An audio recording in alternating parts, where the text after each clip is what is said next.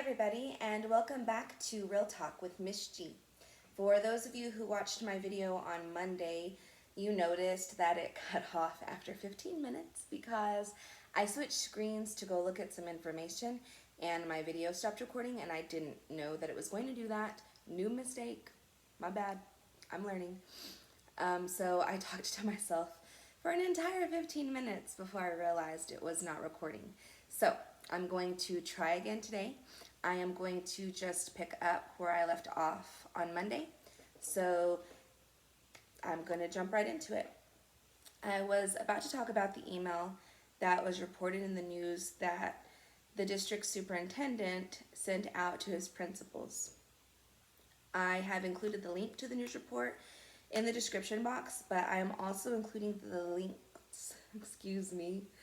links to everything that I talk about in the description. So I'm just going to get right to it, guys. This letter is concerning for several different reasons. Now, there are parts of it, to be honest, that are not very concerning. Okay? There are parts of it that I do have to understand and have a little bit of sympathy about. But there are other parts of this letter or email that I do take issue with. So I'm going to start just looking at the beginning of this letter. I'm on the CBS 7 webpage. And I am looking at where it says that he wants to give teachers and families the option, whether they come to school or not, depending on their symptoms. But that's a dangerous place to go. You know, I get that he's trying to give teachers and families the freedom to choose what is best on a case-by-case basis, but again, that's a dangerous risk to take during a pandemic. If there wasn't already a deadly virus that we don't know enough about yet going around, and if the majority of the population were vaccinated, and if cases were drastically decreasing, I'd be in agreement. But there is, so I'm not, because in the famous words of Bob Dylan, the times, they are changing, y'all. So our behaviors and our attitudes must change too. We should be looking at what's best for the students and the entire community as a whole, rather than on an individual or case-by-case basis, because this virus is something that affects the entire community, not just individuals. And I also get that we in Texas enjoy our liberties and the ability to come and go as we please. However, we also know that sometimes doing what's best for our community requires making sacrifices. How many adults out there have talked to your kids or students about making sacrifices and sometimes having to do the hard things we don't want to do because it's what's better for everybody? Well, this is one of those times, a time when our personal wants and desires have to come second to what is best for the entire community. So that is my response to the first part of the email. My issue starts when I read this part of the email that says, quote, "We, as a district, have not contact traced because it's impossible to do so. Those who try to do it are A, guessing, B, wrong, or C, simply trusting the tested person can remember who he, she was around." Yeah. Don't you remember who you've been around? And it's baffling to me that you'll trust people to self-report symptoms, or our district will trust people to self-report symptoms, but they won't trust them to remember who they've been in contact with. I'm not sure how that works. I know that it appears that contact tracing is impossible, but stating that people are guessing, that they're wrong, or that they're untrustworthy is unfounded and not okay. Show me the proof and then I might be willing to budge. But until then, it's not okay. Also, contact tracers are trained to do this difficult job. It is not an exact science and it is not 100% accurate, but it is a start, and it at least allows us to identify trends. Some factors that make it difficult to trace properly or effectively should not be a deterrent to trying. And those are some things that I've read about that I will post links to in the description box. Also, the population is necessary for making contact tracing work, and how we can help tracers do it more effectively. Or, I'm sorry, I totally skipped a line. The population is necessary for making contact tracing work. Therefore, society needs to be educated on how contact tracing works and how we can help tracers do it more effectively.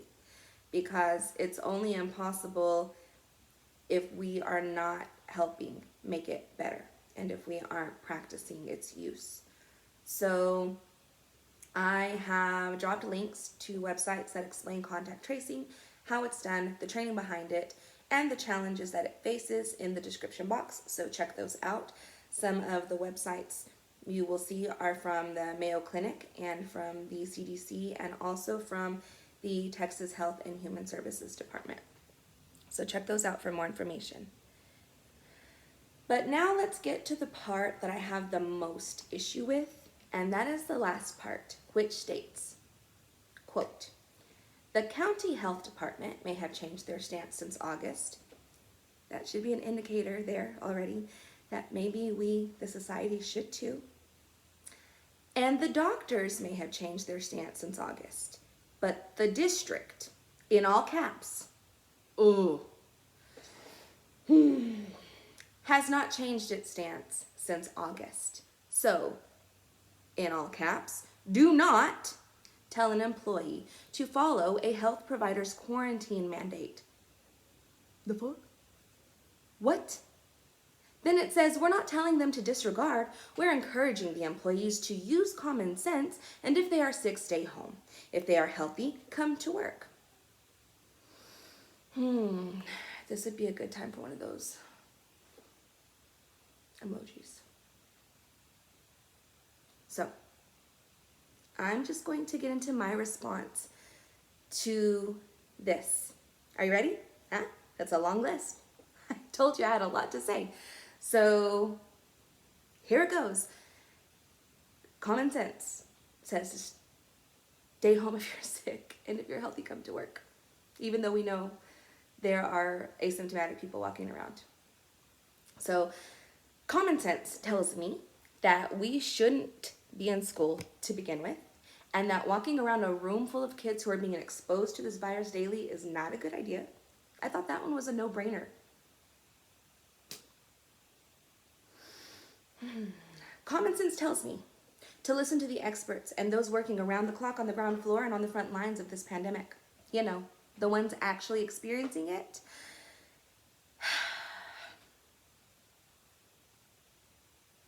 Those guys, listen to them. Common sense tells me that there may be asymptomatic people walking around the place. There are. We know it. And when that is combined with no mask and no social distancing, it is not a good situation. So again, check out the links in the description for more information about the asymptomatic spread of COVID-19. I've got some links that I'm dropping there too. Some of them, I've got one from Harvard Healthcare. I've got one from the British Medical Journal, from Baptist HealthNet, and from UC Health. So check those out. Common sense also tells me that people in other countries have been using masks as protection for years. So why shouldn't we wear masks to protect our population? And if you're going to come at me with a political reason, I've been there, done that. No, thank you. Come at me with a real reason and one that does not involve politics, because this is not a political issue and it never should have been politicized. So come at me with some real reasons and I would be willing to listen. But don't come at me with political reasons. And also, check out the links in the description about countries around the world who have been using masks to mitigate the spread of illnesses for years. It is not a new concept, and it is not a government ploy. I really have no patience for conspiracy theories, especially when they are unfounded. So again, I went and did my own digging, and I'm sharing that information with you guys. So there are 6 links that I will be dropping that talk about countries around the world and their use of masks and just the use of masks in general. Like there's one here from the National Center for Biotechnology Information, and it is called The History and Value of Masks. And this one goes way back, and it really starts at the beginning, looking at the history and why we started using them. And it's really interesting stuff, you guys. But there are also links from the Huffington Post, healthdata.org, the BBC, and the Journal of Global Health Reports. So check out those links as well. And I've labeled them all so you'll know what they are and what the article is. Common sense also tells me to wear a mask for the protection of others, mainly, but also myself. So check out also the chart that I put a link to about masks and how they work. And it's just titled How Face Masks Work infographic. Check that out. We know that masks are not 100% proof against COVID or against any illness, but they help mitigate the spread. Mitigating it is better than allowing it to run rampant and letting it make its way through every facet of society unchecked. That is not okay. And I know people value the freedom to come and go as we please in Texas and in the United States. But frankly, how can I enjoy my freedom if I'm dead? I can't. So, another thing here that common sense tells me is that kids cannot learn effectively when they don't feel safe at school. Anybody remember Maslow? Abraham Maslow and his hierarchy of needs? Check it out in the links. If not, I have dropped a link there so that you can see what I'm talking about. But basically he says one of the things that people need is to feel safe and secure. So I know that this pandemic is making my students feel more unsafe than usual, because they already come to school feeling unsafe on a lot of days. So this pandemic has just made them feel more unsafe, and they've told me all about it, and it breaks my heart. So again, I urge you guys to stay safe. If we're not going to shut down school and we're going to have everybody out and about like usual, like nothing's going on, then you guys, you're going to have to keep yourself safe, because apparently no one else is going to do it for you. And no one else is going to encourage you to do it, not in a real way, okay? They'll encourage you to like wash your hands. Well, we all know we need to do that, okay? But I'm talking about actually remembering to take care of yourself when you are out and about in public. But also another thing, I'm still going with my list here, guys. Common sense tells me that I have to be super vigilant, because I also have a chronic illness that has not been kind to me this last year and a half, and I finally have it under some measure of control, and I do not want to find out what might happen if I get this virus. And this is real talk, so I'm going to be real with you guys. And those of you who've had me in the classroom more than likely already know this about me, but for those of you who don't know, I also battle with anxiety and depression. And when they are in full swing, they affect my physical illness in a major way. I can't have symptoms of one without the other.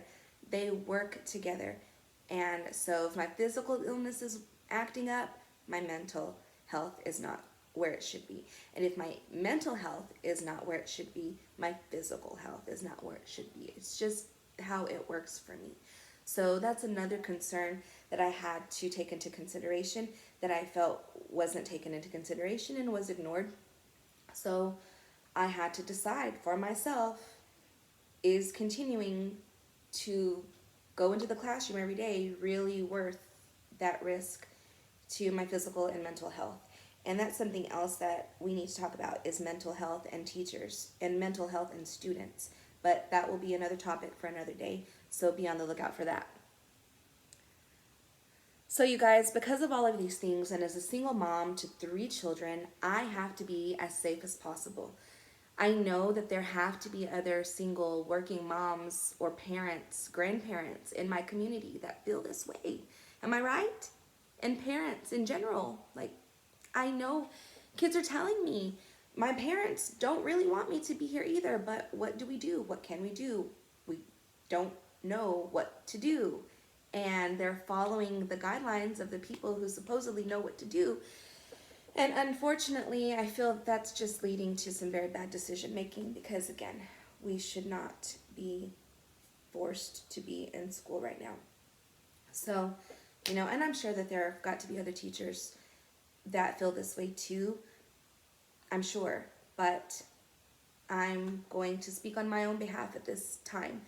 So guys, keeping myself and my family safe is my priority right now, and that means listening to the health experts even when I don't like what they have to say, and even when I disagree. But then I have to remember to check myself and check that bias, because who am I? I'm not a health expert. I can disagree with a health expert because it's my opinion, but do I actually know?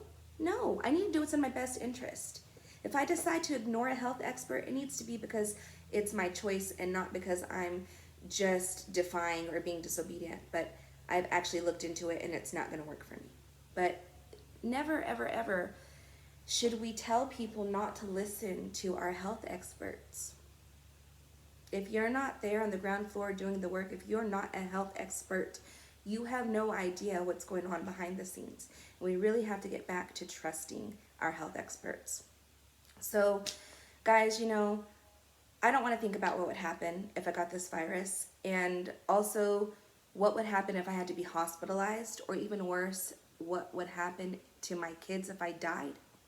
Who's going to take care of them? And why am I having to think about that when I could be working safely from home so that my risk of exposure is lessened?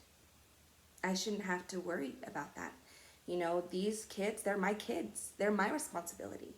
And I cannot afford to be so careless with my life, especially right now in this pandemic. If I have to give up a few months of freedom now to have a long life ahead that I get to enjoy fully, then I am totally on board with doing that. And with not making this a political issue. Sorry, give me my water. So,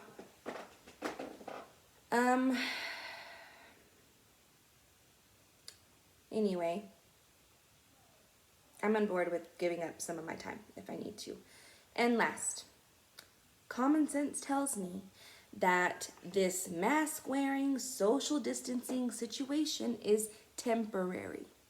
This too shall pass. And so we need to chill out, okay? If we will do this right, this will all be over soon, and we really can go back to normal. And hopefully get back to our normal activities. Excuse me, you guys. My allergies are acting up. So let's work on really getting back to normal, and hopefully that normal will include some safety modifications.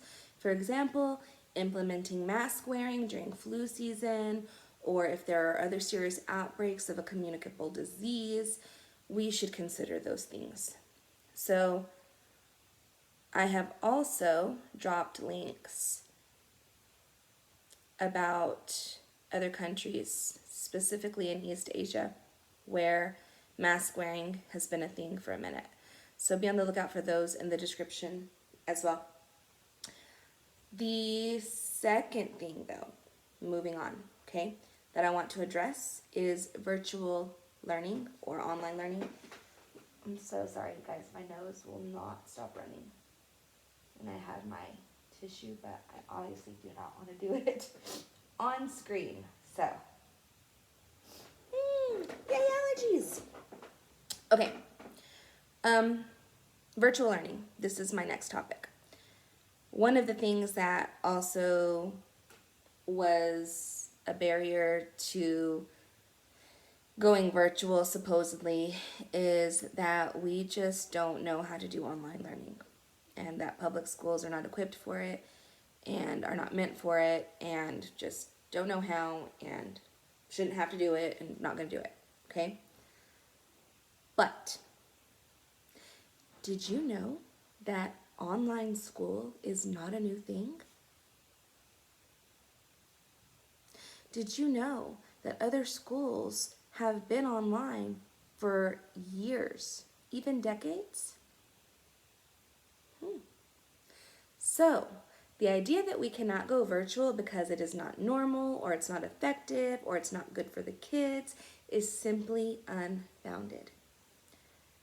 Check out the links in the description where I posted some links about virtual learning and its history.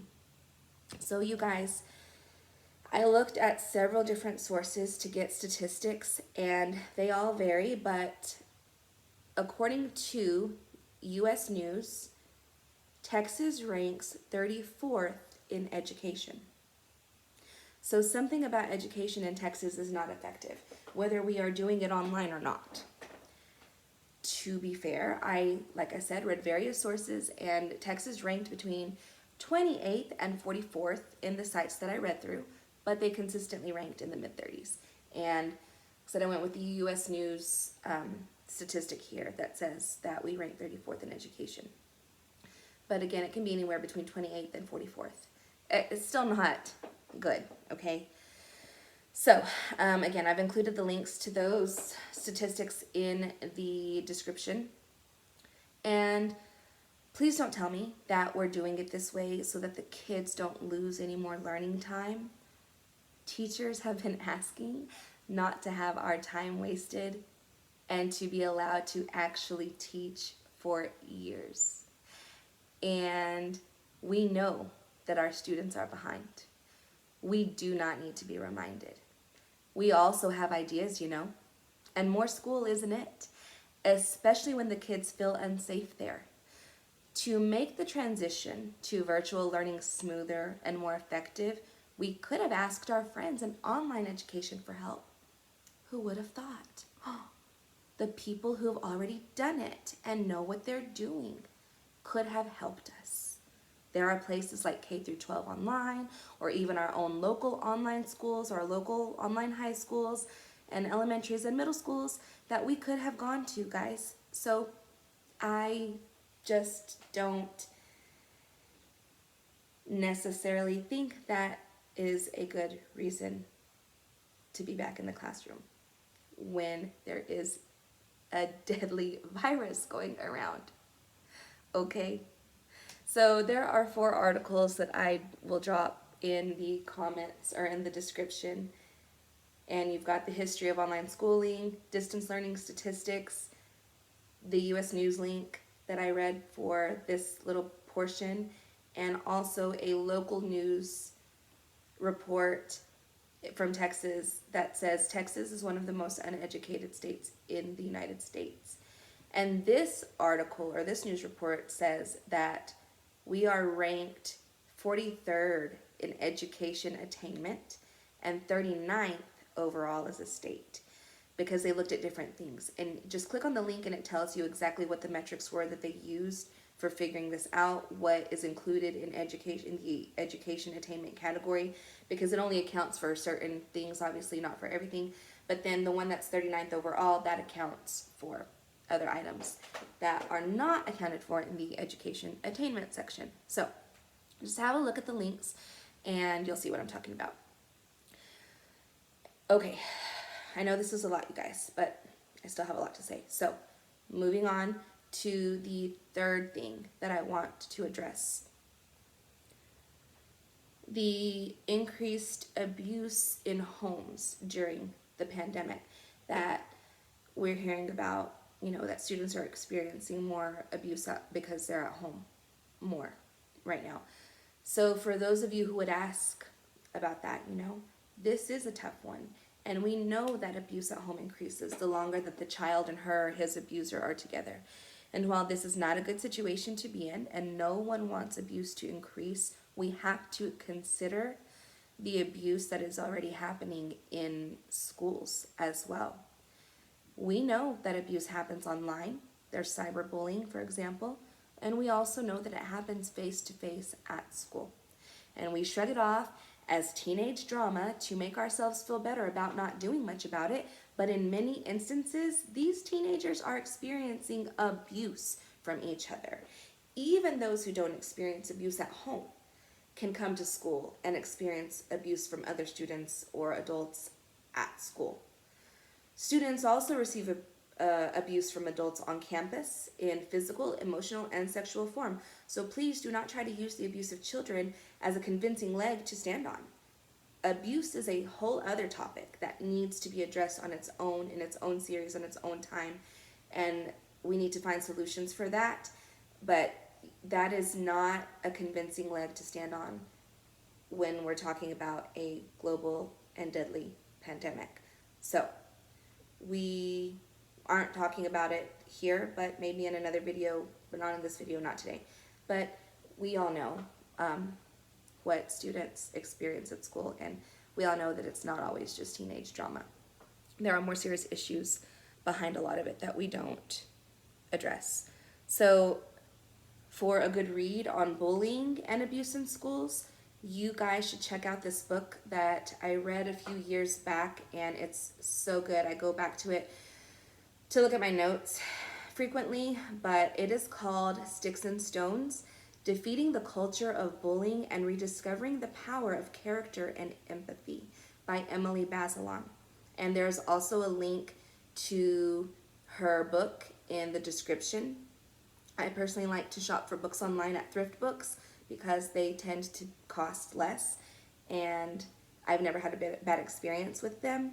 So I dropped that link in the descriptions if you would like to check out this book.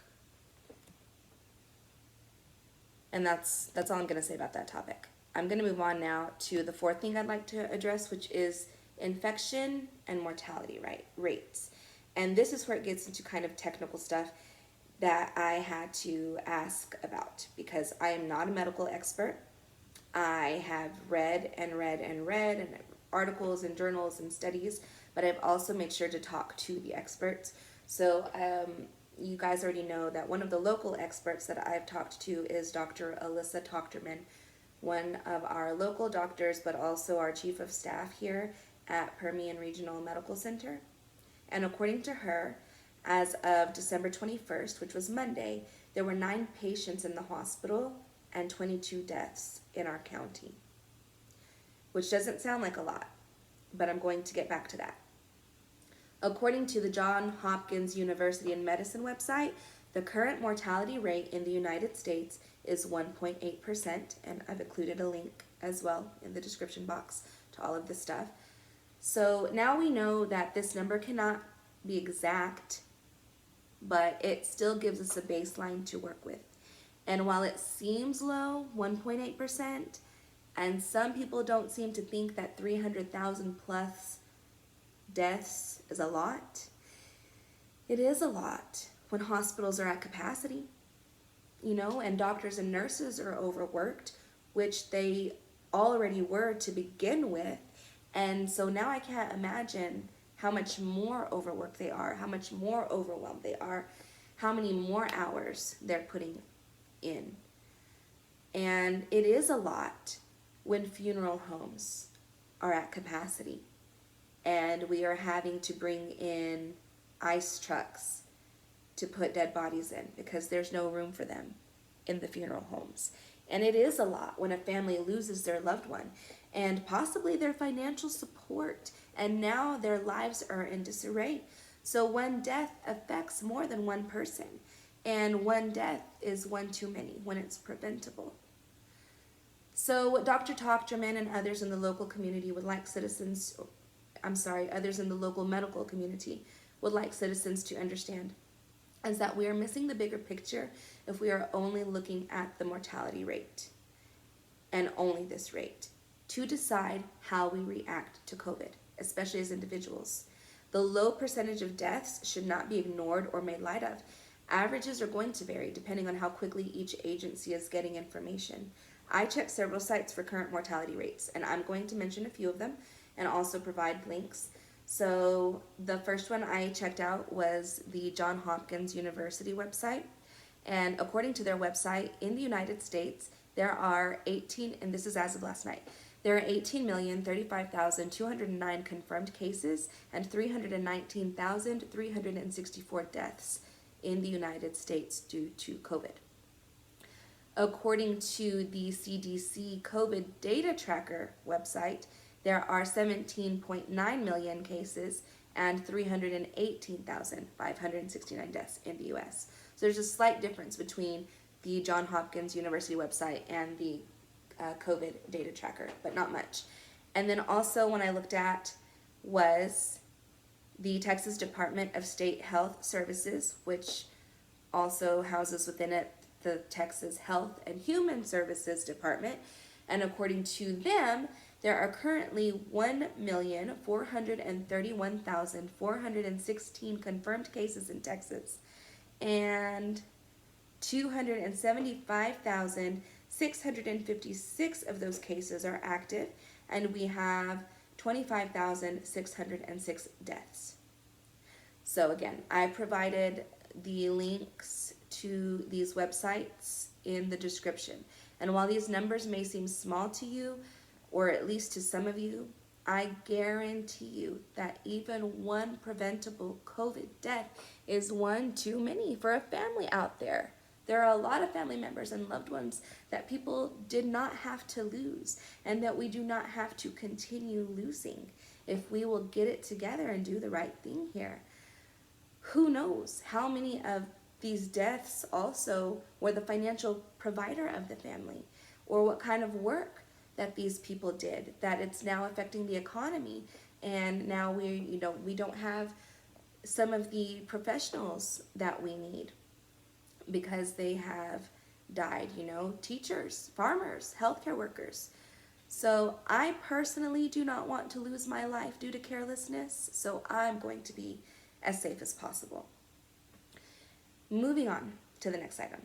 Dr. Tochterman also addressed the long-term effects that people are experiencing after COVID. And she's not the only doctor that I have seen talk about this or mention this, but she's the first one that I've talked to personally. And she says that some people are not gaining their sense of smell or taste back even after months of recovery. Others who have experienced moderate symptoms with no hospitalization are ending up with things like inflammatory illnesses, permanent lung damage, having strokes, losing organs like kidneys, the pancreas, and parts of their colon. So why are we willingly putting ourselves and our students at risk then when this is preventable? It doesn't make sense to me. Get the kids out of school. They should not be exposed to each other right now. So there are 6 links that I'm going to drop in the description box discussing the long-term effects of COVID. There's one called Long Haulers, Why Some People Experience Long-Term Coronavirus Symptoms. There's some more from Harvard Health, from the CDC, the BMJ, the National Kidney Foundation, and the Wall Street Journal. So I tried to give a well-rounded number of links and sources so that you could pick whichever one you want to look at. So it baffles me, guys, that we have turned a public health crisis into a political game. As I have stated time and time again in the classroom, this is not a political issue, and it never should have been made one. This is a matter of public health and public safety. Now, I'm aware of where I live, and I'm aware of the prevalent mindset that we're Americans and we have the freedom to go and come as we please and get this virus if we want to. Okay, Mature much? While this is true, it is also unsafe, risky, and irresponsible. All of the things that adults claim to be telling their kids not to do. Hey, don't be unsafe. Hey, be responsible, not irresponsible. Hey, don't take unnecessary risks, you guys. Learn from the adults in your lives. But then you're turning around and you're doing exactly what you tell these kids not to do. Baffled. And then want people to listen to you. I just can't get behind that. So I refuse to participate, and the kids shouldn't have to either.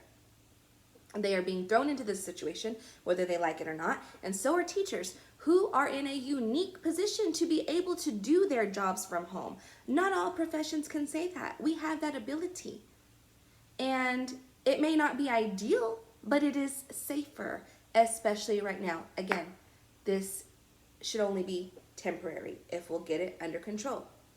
So, one of the other things that's confusing to me is that our district is so big on data. We're a data-driven district, they call it. Data.